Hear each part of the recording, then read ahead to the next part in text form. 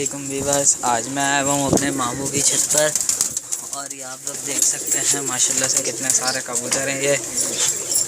और सबसे पहली बात, और आप हमारे चैनल को सब्सक्राइब करें, हमारी वीडियो को लाइक करें और हमारी वीडियो को ज़्यादा से ज़्यादा शेयर करें। ये देखें माशाल्लाह से बड़ा जाल बनाया हुआ है और ये देखें कबूतर देखें माशाल्लाह माशाल्लाह। और इसके अंदर एक पट्ठा निकला हुआ है सुरमई कलर का। वो पट्ठा कहाँ गया? वो ज़रा अंदर गया, अंदर है।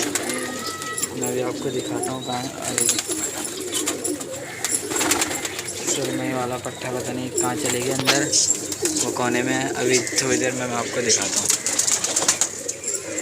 वेट करिए ज़रा।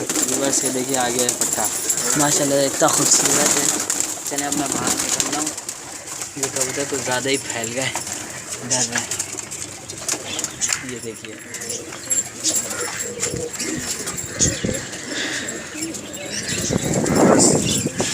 ये देखिए माशाल्लाह से कबूतर इतना खूबसूरत है, लका है, खामोश हैं, काबली हैं, गोला है माशाल्लाह। अंदर बहुत सारे हैं।